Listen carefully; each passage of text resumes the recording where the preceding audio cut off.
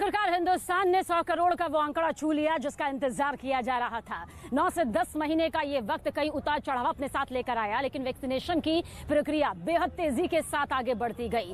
थोड़ा सा ब्रेक शुरुआती दौर में जरूर लगा जब तमाम तरह के सवाल थे जहन में, तमाम तरह की आशंकाएं थी, लेकिन उन पर फुल स्टॉप लगाते हुए जुलाई से देखने को मिला कि रफ्तार बेहद तेजी के साथ आगे बढ़ती चली गई। और इसके पीछे की खास तौर पर कई वजह यहां पर सामने आई। जिस तरह से वैक्सीनेशन को सिर्फ और सिर्फ एक अभियान के तौर पर नहीं, एक लक्ष्य के तौर पर, एक टारगेट के तौर पर यहां पर सरकार की तरफ से रखा गया। स्वास्थ्य कर्मियों की, फ्रंटलाइन वॉरियर्स की जो भूमिका यहां पर सामने आई और हर हिंदुस्तानी ने यहां पर अपनी जिम्मेदारी को समझते हुए वैक्सीनेशन को सबसे बड़ा हथियार समझा। और यही वजह है कि आज हिंदुस्तान 100 करोड़ के इस आंकड़े को छू चुका है। अभी ये और भी बढ़ना है। मेरे पीछे की थोड़ी तस्वीर यहां पर आप जरूर देखिएगा, क्योंकि ये तस्वीर आज की सबसे खास तस्वीर है।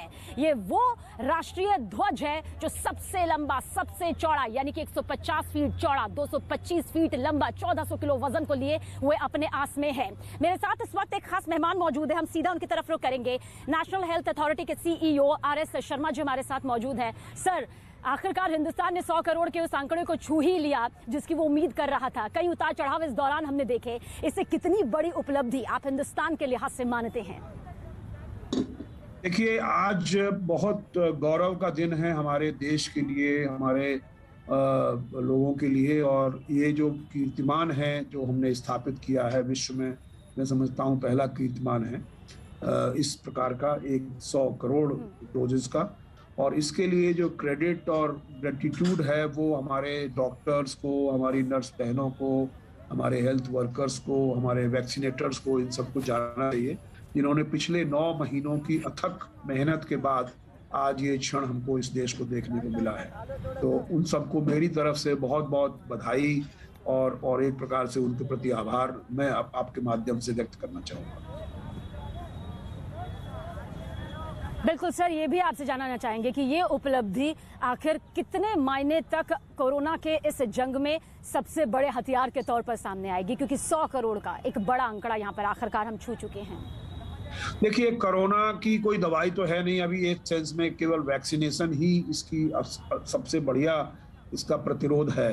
तो इसलिए वैक्सीनेशन जितना ज़्यादा होगा उतना ही हम लोगों को कोरोना का एक प्रकार से कोरोना से कवच मिलेगा इस दृष्टिकोण से। तो ये बहुत ही महत्वपूर्ण है और हम लोगों का प्रयास शुरू से, पूरे देश का प्रयास यही रहा है कि इससे जितनी जल्दी हम लोग वैक्सीनेट लोगों को, अपने लोगों को कर सकें उतना करें।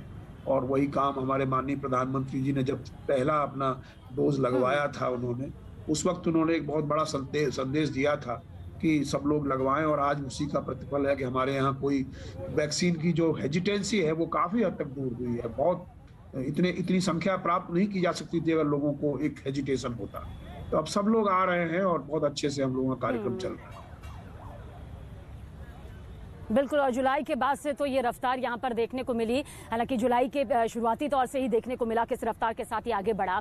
आरएस शर्मा जी, ये भी आपसे जानना चाहेंगे, क्या आपको लगता है अब 100 करोड़ का आंकड़ा क्योंकि हमने छू लिया है, आपको लगता है कि अब ये कदम दर कदम नहीं बल्कि और रफ्तार के साथ आगे बढ़ता नजर आएगा, क्योंकि पूरा देश इस वक्त देख रहा है 100 करोड़ के इस आंकड़े को?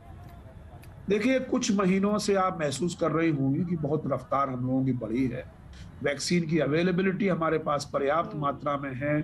हम लोग के पास आंकड़ा है उन लोगों का जिन्होंने सेकंड डोज नहीं लगवाया है, फर्स्ट डोज लगवाने के बाद, जिनका ओवरड्यू हो गया है। हम उस आंकड़े को वैक्सीनेशन सेंटर वाइज उपलब्ध करा रहे हैं, डाउनलोड करा रहे हैं अपने प्लेटफॉर्म के माध्यम से, जिससे कि हम सब लोगों को खबर कर सके कि भाई आपका सेकंड डोज ड्यू है, आप अपना लगवाइए। तो एक प्रकार से हमारी जो व्यवस्था है, हमारा जो प्लेटफॉर्म है वो इतना रोबस्ट है कि हम हर चीज की एनालिसिस कर सकते हैं। जैसे कि किसी क्षेत्र में अगर पॉपुलेशन 100 है और उसमें से 20 आदमी ने अभी लगवाया है, तो अंडर वैक्सीनेटेड पॉपुलेशन हो गई, तो हम लोग कोशिश कर रहे हैं कि वहां पे ज्यादा प्रयास करें। तो क्योंकि हमारे पास सारा आंकड़ा उपलब्ध है टेलीफोन नंबर्स के साथ, तो हम लोगों को संपर्क भी कर सकते हैं, उनको कह भी सकते हैं, और जो जिस एरिया में कम वैक्सीनेशन हुआ है उस एरिया में हम लोग एक्सीलरेट भी कर सकते हैं। तो सारा उपलब्ध हमारे पास सिस्टम है। आरएस शर्मा जी, आपको क्या लगता है, क्योंकि तीसरी लहर का जिक्र अभी भी किया जाता है, कई रिसर्च आती है जो कहती है तीसरी लहर आएगी, कुछ कहती है कि नहीं तीसरी लहर अब नहीं आएगी, हम बहुत हद तक काबू कर चुके हैं। हिंदुस्तान के लहजे से आपसे जरूर समझना चाहेंगे सर, क्या आपको लगता है ये टीकाकरण कितनी अपनी महत्वपूर्ण भूमिका यहाँ पर निभाएगा तीसरी लहर को आने से रोकने में, या फिर अगर आती है तो भी?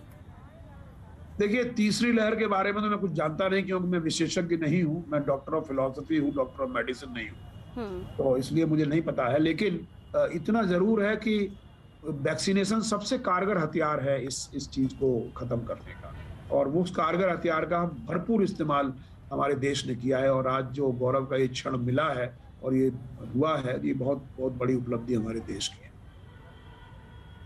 70 वो सूर्य ग्रहण का प्रकोप है, आज ऐसा नहीं करना चाहिए। रोटी लौकी का पहले बात थे तो ये चारों सिर्फ उंगलियां आनी जो है रह गई हैं, बाकी जो है मसाज। तो इसीलिए मैं बहुत आभारी हूँ आपको।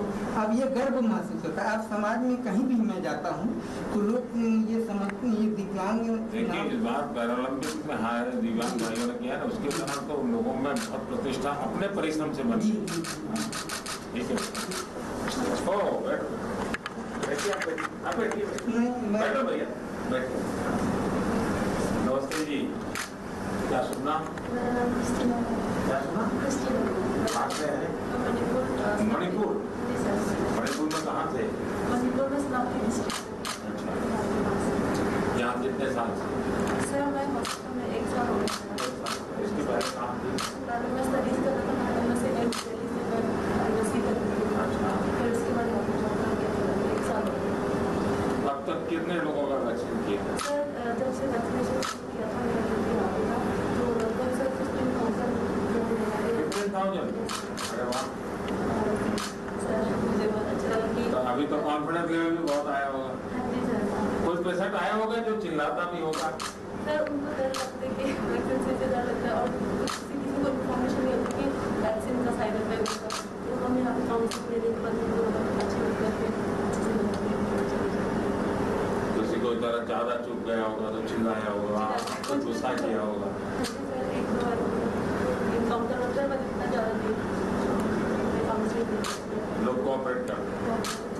तो घर जाते तो परिवार वालों का क्या लगता था कि कहाँ ये बेटी क्या कर रही है, घर में तो कोरोना नहीं ले आएगी?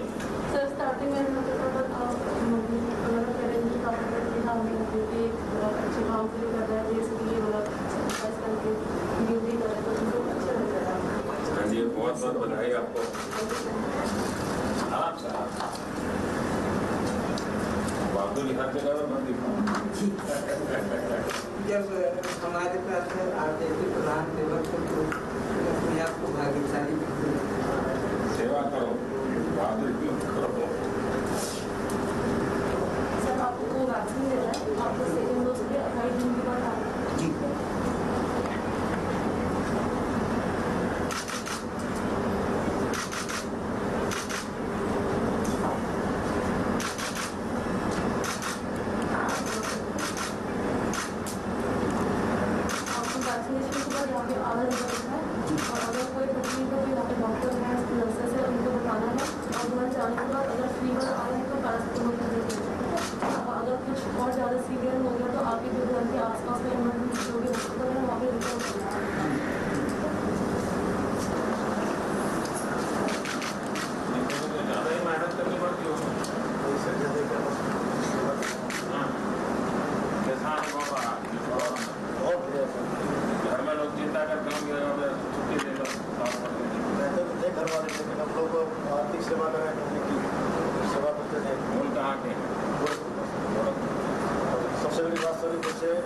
आपने कहा ना कि मैं देश का चौकीदार, तो वो चीज़ बड़ा गौरव हो सकता। देश के जितने भी हमारे सिक्योरिटी के लोग हैं, इन सब लोगों का आपने गौरव बढ़ा दिया साहब। नमस्ते जी, गुड मॉर्निंग। क्या नाम बेटा? छवि। अच्छा, तो कैसे आना हुआ अस्पताल? वैक्सीनेशन करना है? अच्छा, इतना देर से क्यों? गाना गाती। अच्छा, ये सुनाओ, देशभक्ति का कोई गाना सुनाओ। मेरे वतन के लोगों जरा घूम लो पानी, जो शहीद हुए उनकी जरा याद करो कुर्बान। जब घायल हुआ हिमालय, खतरे में पड़ी है आजादी, जब तक की सांस लड़े तो फिर अपनी जान बिछा दी।